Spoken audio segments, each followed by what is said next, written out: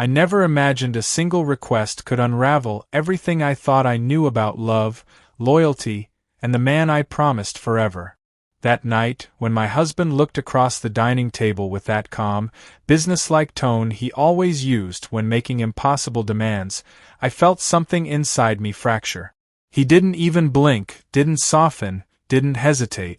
"You'll need to move into the guest house," he said, stabbing his fork into the roast chicken I had cooked with trembling hands. "My sister needs the main bedroom. She's coming to stay indefinitely." At first, I thought I misheard. The clinking silverware, the dull hum of the ceiling fan, the way his eyes avoided mine, everything distorted in that moment. I asked him to repeat himself, hoping he'd laugh and tell me it was a cruel joke. But instead, his jaw tightened and he said it again. Clear. Firm. As though my presence in our shared bed, our shared sanctuary, was negotiable. I tried to keep my voice steady. "You're asking me to give up our room, our home, for her?" "Yes," he answered. "She's family. She needs comfort, stability. You'll be fine in the guest house." His words carved a wound deeper than any shouted argument ever could. I felt disposable, like a chair to be moved when someone more important needed space. The walls around me seemed to collapse, and yet I held my posture, refusing to show how badly I was splintering inside. His sister, Lila. Just her name carried an unsettling weight. Younger than us by 5 years, yet somehow carrying a confidence that made every room bend around her. She was beautiful in a way that never needed makeup or carefully chosen dresses. Her beauty was effortless, unrelenting, and dangerous. Whenever she visited, I felt invisible, like my husband's gaze lingered a second too long on her laughter, her movements, the casual brush of her hair behind her ear. I told myself I was imagining it. Paranoia, jealousy, insecurities twisting my perception. But when he uttered that demand, every buried suspicion clawed its way to the surface. I couldn't breathe. Memories of their whispered conversations, their shared smirks, the unspoken electricity crackling between them, all of it flooded me.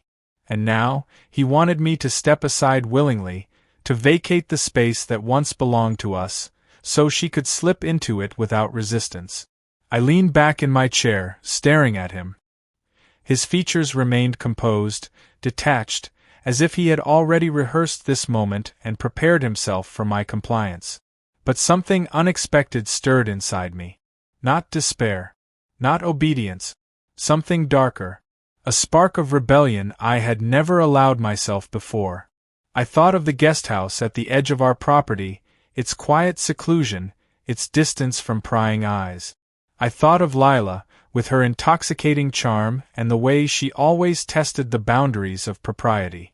And then I thought of myself, tired, overlooked, dismissed. What if stepping aside didn't mean surrender? What if it meant freedom? I smiled then, a small, almost imperceptible curve of my lip. He didn't notice. He continued eating, certain I would obey like always. But in that quiet moment, I began forming a plan, one that would change everything between us. The irony struck me hard. By pushing me out, by insisting I yield to his sister, my husband had opened a door he never intended. He believed he was protecting family. He had no idea he was handing me temptation on a silver platter. That night, as I lay in the bed I would soon be forced to abandon, I whispered to myself a truth I had never dared admit. Maybe betrayal wasn't always destruction. Maybe, under the right circumstances, betrayal could feel like liberation. And I already knew whose lips I wanted to taste when that liberation came. The next morning, I packed my belongings with a strange calmness that surprised even me. Dresses slipped from hangers, folded sweaters stacked into boxes, shoes lined neatly as though I were preparing for a holiday rather than exile. My husband didn't offer to help. He barely looked at me, muttering something about a meeting before disappearing out the front door. The slam of it echoed through the hollow walls, leaving me alone with the truth of my displacement. By noon, the guest house smelled like dust and lavender.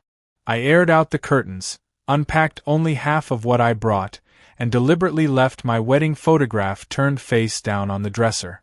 This wasn't going to be a temporary punishment. This was a test, and I wasn't sure who was testing whom anymore. When Lila arrived later that afternoon, the air shifted instantly. She swept into the main house like she owned it, suitcase wheels clicking against the tiles, her perfume filling every corner. I watched from the window of the guest house, pretending to busy myself with folded sheets. Even from that distance, she radiated a kind of effortless magnetism that made my stomach tighten. Eventually, she wandered out toward me, curiosity glinting in her eyes. She leaned against the guesthouse doorway, arms crossed, lips curved in that sly half-smile I had always mistrusted.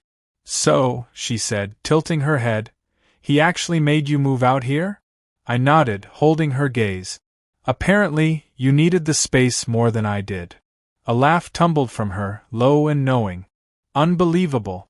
You'd think he was the one married to me, not you." The word struck sharper than she realized, or maybe she realized exactly what she was saying. I felt my chest tighten, but instead of snapping back, I allowed the silence to linger, heavy with implications. "Do you like it out here?" she asked, glancing around the small space. "It's quiet," I replied. "Private." Her eyes lingered on me longer than they should have. Privacy can be dangerous. Makes people do things they normally wouldn't. Something in her tone sent a shiver down my spine. I turned away, fussing with the stack of linens, but my pulse betrayed me, hammering in my ears. She stayed a moment longer, watching me with that unreadable expression, before finally shrugging and heading back toward the main house. The nights that followed blurred into uneasy rhythms. My husband's schedule kept him late, leaving the two of us alone more often than not. She came by under the guise of borrowing sugar, asking for a glass of wine, wanting company while she smoked by the patio. Each encounter carried a subtle electricity, like sparks thrown off a live wire. Our conversations hovered just shy of indecent, circling something we both pretended not to name. One evening, after a storm rolled across the valley, she appeared at my door drenched, raindrops clinging to her hair and shirt. "The power went out in the house," she said breathlessly. "Mind if I stay until it's back?" I hesitated only a fraction before stepping aside. She brushed past me, leaving the faint scent of rain and roses in her wake. I lit a candle, shadows flickering against the walls, and the small space seemed to shrink with her presence. We sat close, too close, sipping wine in silence broken by the occasional crack of thunder. Her hand brushed mine once, then again, and this time neither of us moved away. My throat tightened, my chest burned, but I didn't pull back. I realized then that my husband's demand hadn't only shifted walls and furniture, it had shifted boundaries I had once thought unshakable. And as Lila's gaze locked with mine, something dangerous ignited between us, something neither of us would be able to extinguish easily. The candlelight flickered that stormy night, and with every wavering shadow I felt boundaries collapsing, the rules of marriage and propriety dissolving into something rawer. Lila sat opposite me, wine glass balanced loosely between her fingers, eyes locked onto mine as though she were peeling away every defense I had left. My chest ached with the weight of what I refused to admit aloud, that I wanted her gaze, I wanted her attention, and I had wanted it far longer than I dared confess. We talked, but the words blurred, unimportant compared to the silences that stretched between them. Her voice dipped lower, softer, and the thunder outside seemed to echo her tone. She leaned forward, elbows resting on her knees, and I found myself mirroring her unconsciously, pulled toward her by gravity itself. "Do you resent him?" she asked suddenly, her question sharp, deliberate. I blinked, startled. "Resent who?" "Your husband," she said, as though the word tasted sour. "For pushing you out here. For choosing me over you." The truth rose before I could bury it. "Yes," I whispered. "Every day." Her smile curved faintly, sad and triumphant all at once. "You should." Lightning illuminated her face for an instant, and I saw it, the hunger beneath her calm, the same hunger I had been fighting to smother. My pulse hammered, my palms sweated, but I didn't move away when she reached forward, plucking the empty glass from my hand, setting it aside. Her fingers brushed mine again, deliberate this time, lingering. The air thickened, my skin prickled, and I found myself leaning into the space between us. I could hear her breath, quickened now, could see the pulse flickering at the base of her throat. Every rational thought screamed at me to stop, to remember who she was, who I was, but rationality had already lost the war. She tilted her head, lips parting slightly, but didn't close the distance. Instead, she let the silence torture me, force me into decision. My husband's voice rang faintly in my memory. His demand, his cold dismissal, the way he treated me as furniture to be rearranged. That memory ignited the rebellion still simmering in me, and in that instant I no longer cared about vows or bloodlines or morality. But before the final step could be taken, the storm subsided, and with it the spell broke. The lights flickered back on in the main house, visible through the window, and she leaned back, exhaling sharply as though releasing something dangerous. "I should go," she said, standing quickly, brushing rain-damp strands from her face. I stayed silent, too shaken to respond. She reached the door, paused, glanced back at me. Her eyes held mine for a long, breathless moment, filled with everything unspoken, everything deferred. Then she slipped into the night, leaving me trembling in her wake. Sleep didn't come easily. I tossed in the narrow bed, mind replaying every brush of her skin, every glance heavy with meaning. I tried to remind myself of who she was, what it would mean if I crossed that line. Yet the thought of resisting felt more unbearable than the thought of surrendering. Over the next days, her presence haunted me. She moved through the main house as though she belonged, laughter spilling into hallways, footsteps echoing late at night. She visited me often, each encounter a careful dance around the fire neither of us dared touch. She would sit on the edge of my counter, legs swinging, teasing me about my books, my clothes, my cooking, all the while her eyes lingered too long, her touches strayed too close. I lived in a constant state of torment, aching for what I told myself I could not have, even as I knew I was already lost.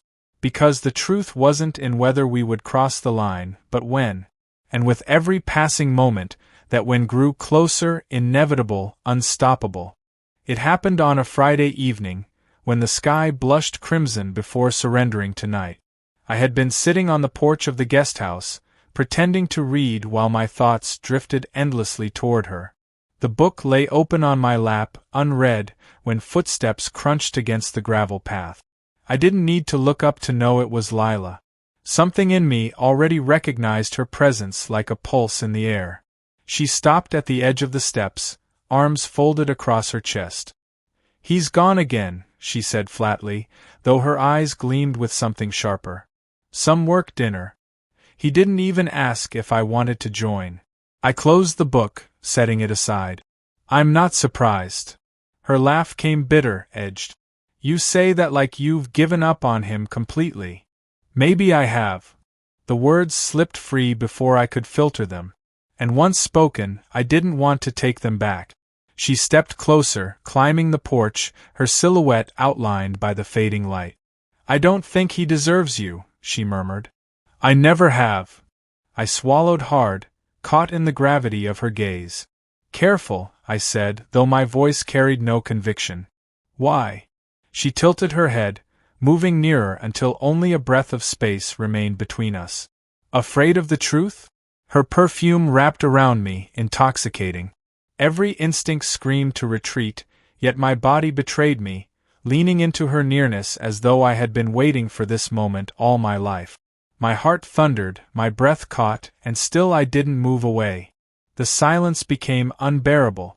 And then, without warning, she reached out, her fingers grazing my jaw. A touch so delicate it seared.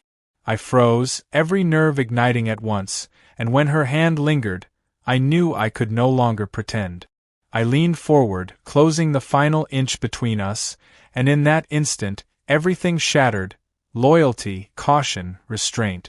Her lips met mine, hesitant at first, then certain, hungry, undeniable. The world outside disappeared. No husband, no house, no promises. Only the taste of rebellion, the warmth of her breath, the shock of finally yielding to what we both had denied. When we broke apart, I gasped as though resurfacing from drowning. She pressed her forehead against mine, eyes closed, whispering, "We can't." "I know," I breathed, though my hands betrayed me, clutching her waist as if letting go would mean death. "But I don't care." The admission unleashed something in both of us. She kissed me again, fiercer this time, all hesitation burned away. I felt years of neglect, frustration, longing pouring out through that embrace, flooding every vein in my body. My husband had demanded I step aside, and in doing so, he had placed me directly in the arms of the one woman I should never have touched. When at last we pulled apart, trembling, breathless, the night had fully fallen around us. Stars blinked in the sky as though bearing witness to our betrayal. Lila stepped back, wiping her lips with shaking fingers, eyes wide and wild. "This changes everything," she whispered. "It already has," I replied. We stood there, caught in the aftermath, neither able to retreat, neither willing to confess what this meant. But deep inside, I knew there was no returning to innocence. The fire had been lit and nothing, not guilt, not fear, not duty, could extinguish it now. I watched her disappear into the darkness, her figure swallowed by the shadows. My chest ached with equal parts terror and exhilaration. For the first time in years, I felt alive. And for the first time ever, I belonged to no one but my desire. The kiss should have been the end, a fleeting slip erased by fear the following morning. But it became a beginning instead, the spark that ignited a blaze neither of us dared name, yet both of us kept feeding. The following days blurred into something dangerous, intoxicating. We behaved like conspirators, careful under my husband's gaze, yet reckless whenever shadows sheltered us. She would linger near me in the kitchen, fingers brushing mine as she handed me a glass. She would slip into the guesthouse late at night, whispering my name as though it were a secret prayer. Every time I swore it would be the last, and every time I opened the door to her. Each stolen moment carved a deeper wound into my conscience, but alongside the guilt lived a hunger so consuming it eclipsed everything else. My husband's dismissive stares, his absence, his cold demands, all of it pushed me closer to her. With Lila I felt seen, desired, chosen. With her I felt alive. One evening, after dinner, he excused himself to take a call in his office. Lila and I remained at the table, the silence thick between us. She reached for the bottle of wine, her fingers brushing against mine, a deliberate pause. My pulse raced. I could feel his presence in the next room, the sound of his voice muffled behind a door, and yet my entire body leaned toward her. "You're shaking," she whispered, her lips almost touching my ear. "Because he's here," I muttered. "Because you want me anyway," she corrected, her hand sliding across my knee beneath the table. I should have recoiled. I should have stood, shouted, demanded space. Instead, I stayed frozen, caught in the thrill of being so close to destruction. I don't remember what my husband said when he returned. My ears only rang with the echo of her touch. That night, when she appeared at my guesthouse door again, I didn't hesitate. She stepped inside, and the moment our eyes locked, restraint vanished. We collided, lips hungry, hands desperate, the air electric with everything we had denied. I told myself it was madness, but madness had never felt so exquisite. The secrecy bound us tighter than any vow could. Every glance across the living room, every accidental brush of skin in the hallway, every whispered word behind closed doors, it all became a language only we spoke. I began to crave it, crave her, crave the danger. Yet the risk grew heavier with each passing day. My husband's questions became sharper. He asked why I looked tired, why I avoided him, why I always seemed distracted. I answered with lies delivered too smoothly, and each time I wondered how long before he stopped believing me. One afternoon, I caught Lila staring at me with something almost mournful in her eyes. "We can't keep this up forever," she said softly, her fingers trailing across my arm. "I know," I whispered, though the thought of ending it clawed at me. "But I don't want to stop." Neither did she. We existed in a suspended world, one heartbeat away from exposure, one whisper away from ruin. And yet, in those moments alone together, the risk only heightened the desire. Every kiss tasted like stolen time, every embrace like a secret that could never stay buried. The irony gnawed at me. The more dangerous it became, the deeper I fell. I was no longer afraid of betrayal. I was addicted to it. It couldn't last forever.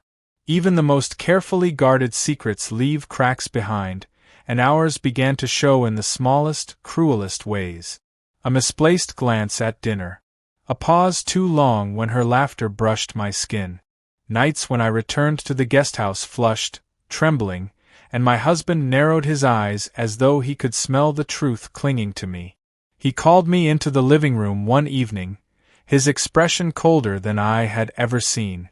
Lila sat nearby on the sofa, her posture composed but her eyes flickering with something I recognized: fear. My husband's voice cut through the silence like a blade. "I've noticed things," he began. "The distance, the excuses, the way you look at her." He gestured toward his sister, who shifted uncomfortably.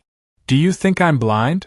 My heart pounded so violently I thought it might give me away before I even spoke. He was right. He wasn't blind. He had known something was happening, and he wanted me to deny it, to reassure him, to beg forgiveness. But I was done begging. I lifted my chin, meeting his gaze squarely. "What do you expect me to say?" "The truth," he snapped. "That you've been unfaithful. That you'll stop. That you'll remember your vows." I laughed then, bitter and sharp, startling even myself. "My vows? You're the one who asked me to leave our bed for her. You pushed me out. You made space for this before I ever considered it." His face hardened, but I didn't stop. I couldn't. "You treated me like furniture," I continued, my voice gaining strength. "Like something to move aside when it became inconvenient. And in doing that, you gave me freedom you never meant to give. You thought you were protecting her, but you delivered her to me. You thought you were humiliating me, but you handed me liberation." The room pulsed with silence. His eyes burned with rage, but mine burned with something stronger: truth. Lila finally spoke, her voice trembling. Please don't turn this into a war." But it was too late. The war had already begun. My husband stood, fists clenched. "You're admitting it," he growled. "I'm admitting," I said, steady now, "that I will not be discarded. I will not live exiled in the guesthouse while you pretend your choices are righteous. You told me to leave our home for her. And I did. But you didn't expect what would happen when I finally realized who I was without you." Lila rose too, her face pale, eyes darting between us. "Enough," she whispered. "This isn't what I wanted. But desire isn't something you can contain once it's unchained." I turned toward her, and for the first time, I didn't hide what lay in my gaze. He saw it. The depth of it. The betrayal no apology could erase. My husband's mouth opened, closed, fury twisting his features. He had demanded control, and in return he had lost everything. "I won't stay here," I said calmly. "Not as your obedient wife. Not as your discarded shadow. You asked me to leave for her. And now I am. But not in the way you thought." The silence that followed was heavier than any scream. Lila's hand brushed mine, uncertain, trembling, but present. My husband's face collapsed in shock, a man undone by the consequences of his own arrogance. I walked out of that room without looking back, my steps light, almost weightless. For the first time in years, I wasn't living by his rules. I was living by my desire, my choices, my truth. And though betrayal had destroyed one life, it had built another.